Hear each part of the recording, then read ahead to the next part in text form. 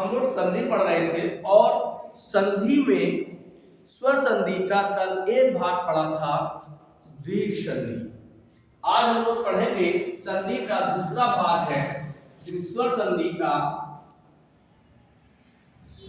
का जो दूसरा भाग है या दूसरा प्रकार है वो है आपका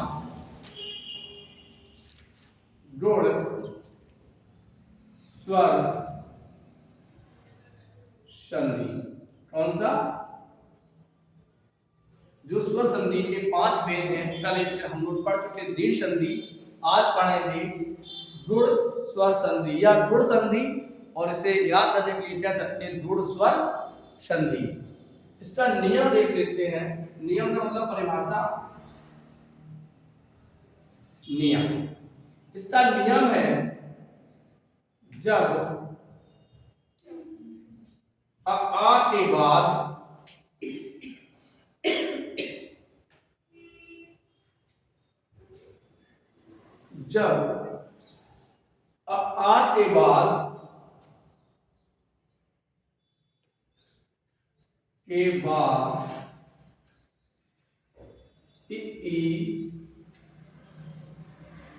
उ तथा ऋ आता है तो क्रमशः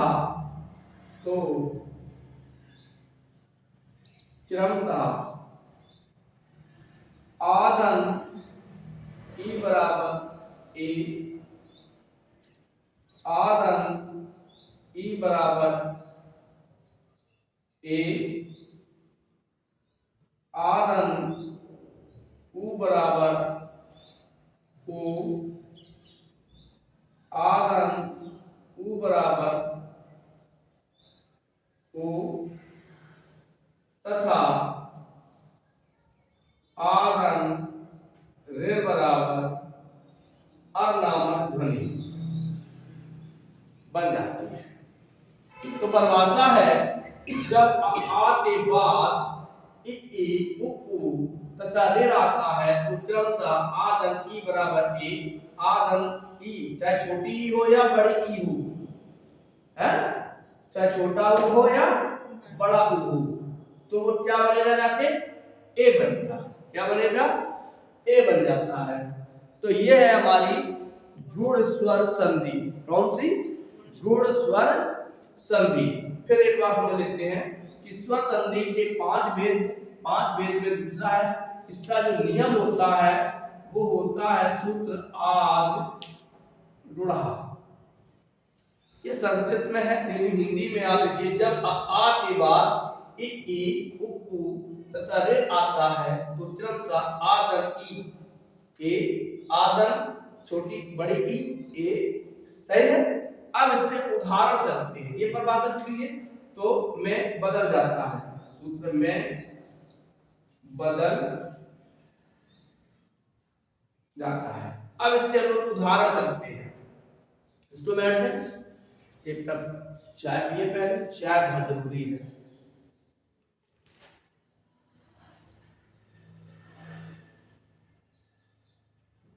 तो सबसे पहले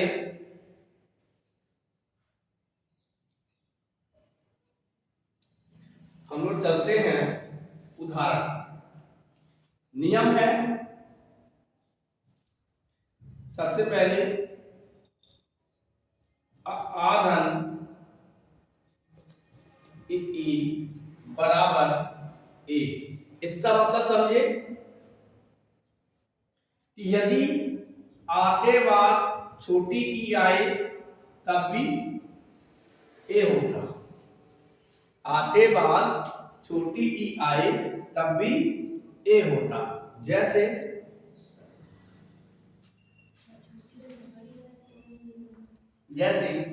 इसके नियम देखो, इसके सूत्र देवदन इन। अब यहां देखो पहले शब्द हो जाएगा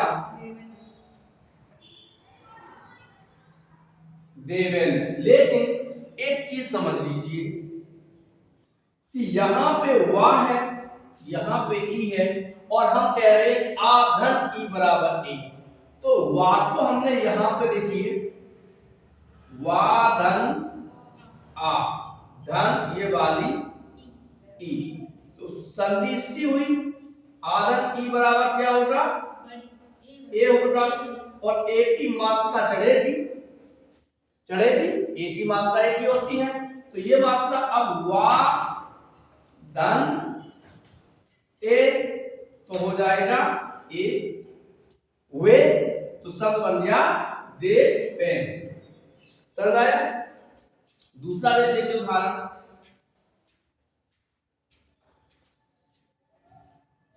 नर धन इंद्र। अब रात में रा को तोड़ूंगा तो रा में रा हलंत वाला हो जाएगा धन आ, क्योंकि स्वर रहित ध्वनि व्यंजन होती है और स्वर सहित ध्वनि वर्ण होती है। तो संधि क्या है वर्णों का समावेश है, वर्णों का परिवर्तन है, वर्णों का मेल है।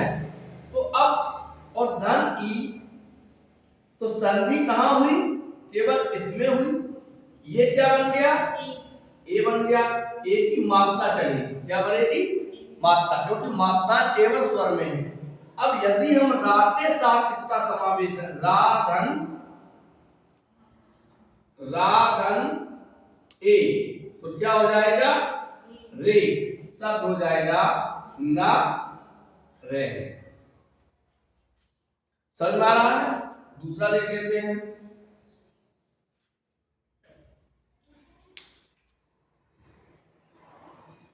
रामधन इंद्र। रामधन इंद्र क्या हो जाएगा राम मेंद्र मां में मां धन आ धन ई तो क्या बराबर ए मात्रा में पे लगा दूंगी क्या हो जाएगा रामेंद्र। नरधन नरेंद्र सुरधन इंद्र सुरेंद्र सुरधन इंद्र सुरेंद्र। तो आपने देखा जैसे लिख लो सुरधन इंद्र सुरेंद्र बना कैसे रा पे राधन आधन ई बराबर ए, ये एक किस पे चढ़ जाएगा अंधेर पे सुरेंद्र।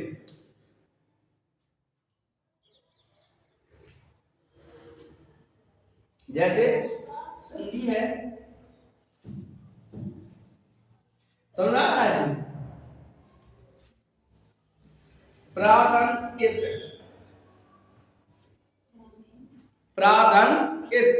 तो देखो रा है संधि तो इसी को होगी। सबसे पहले हमने रा हलंत वाला है और मात्रा किसको चढ़ेगी पा पे। तो पहले इसको देखिए पा धन आ धन रा सही है और धन ई तो संधि कहां हुई है इन द्वार में हुई है। जा का बनी ए का बनी ए। अब जा की मात्रा क्या चढ़ी है पा पे चढ़ी है पे। अब जो रा है तो रा आइए अपन काय बम स्वर तो है नहीं तो सब हो गया प्री। समझ आया।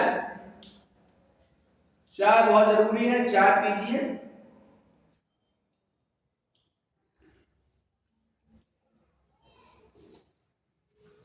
अब करते हैं आ धन ई बराबर बड़ी ई। चलो और यहां पे हम दोनों आ किए दे रहे हैं बड़ा आ धन बड़ी ई छोटा आ धन बड़ी ई बराबर बनेगा ए ही बनेगा। जैसे राम धन ईस रामेश,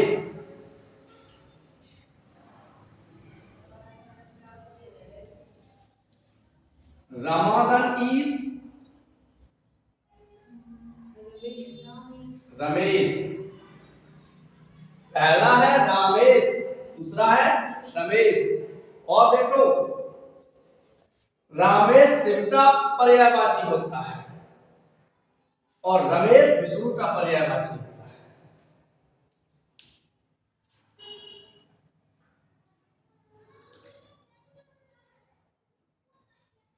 चलो सुरधन इज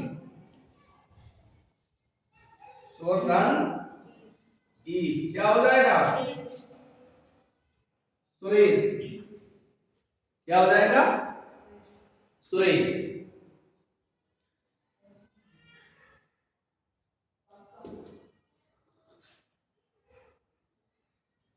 खाद्यधन इज,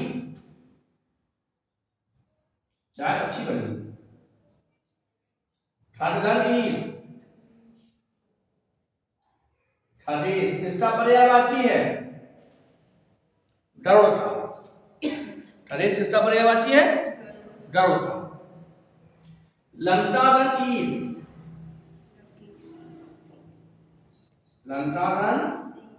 इज क्या हो जाएगा? लंकेश, किसका पर्यायवाची है? किसको कहते हैं लंकेश? रावण।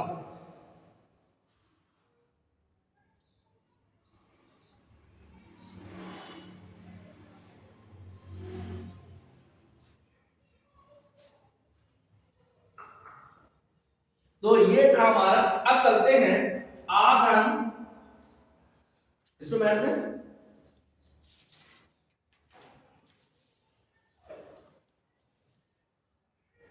अगला नियम है हमारा इसी में, आधन उ बराबर ओ।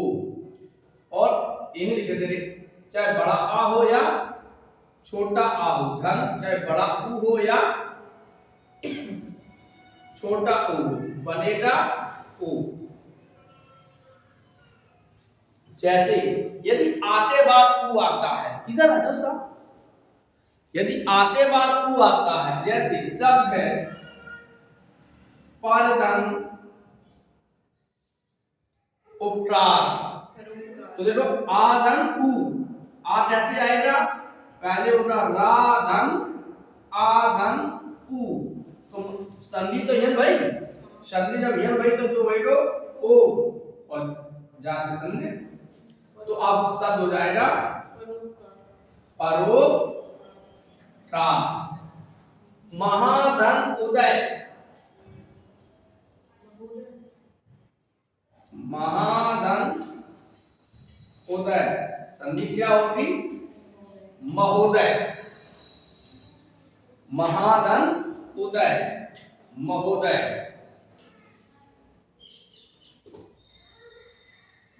पूर्वधन उदय, पूर्वधन उदय क्या हो जाएगा? पूर्वोदय। एक रेलवे में जाते हो तो वहां लिखा होता है पश्चिमोत्तर, पूर्वोत्तर। तो जैसे पूर्वोत्तर लिखा है, इसको बैठ गए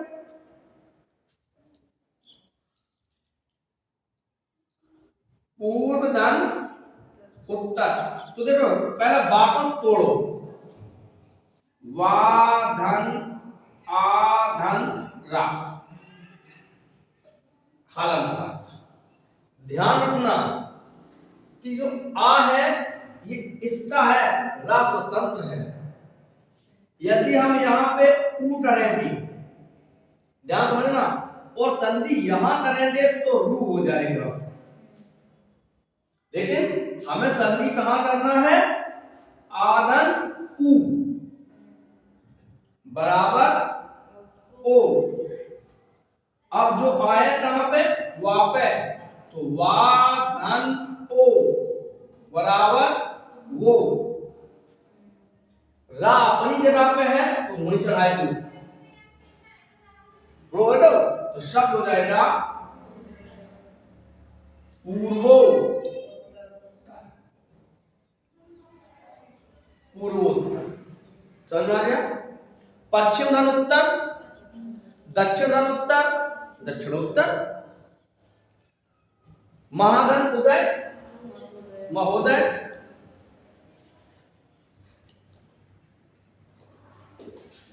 प्राधन ऊड़, प्राधन ऊड़। तो आ और ऊड़ के ओ होगा, माता किस पे चढ़ेगी? ओ पे। प्रोढ़, प्राधन ऊड़, प्रोढ़। समझ में आ रहा है?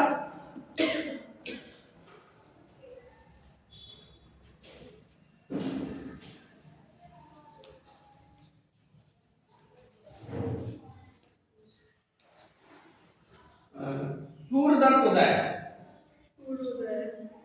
सूर्यधन उदय। संधि क्या होगी? सूर्योदय। सूर्योदय नहीं, सूर्योदय। अब चलते हैं, ए हो गया, ओ हो गया, अब आएगा अल। क्या आएगा? अल। तो आ धन रे बराबर आ। जैसे वर्षा धन ऋतु, वर्षतु, वर्षा ऋतु नहीं, वर्षतु। वर्षा धन ऋतु, वर्षतु। देवधन ऋषि,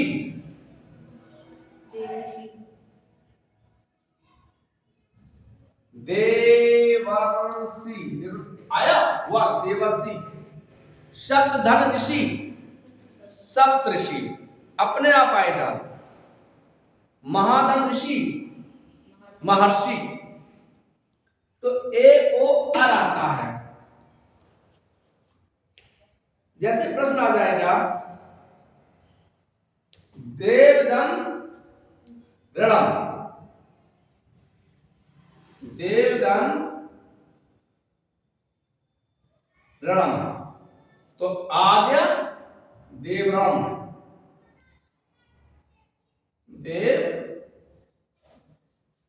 देवरण। सही है? अर्थ होना चाहिए। कैलकुलेटर ए ओ आर, ध्यान रखना, ए ओ आर। ए का मतलब होता है आदन ई, ओ का मतलब होता है आदन ऊ, और ये होता है आदन रे।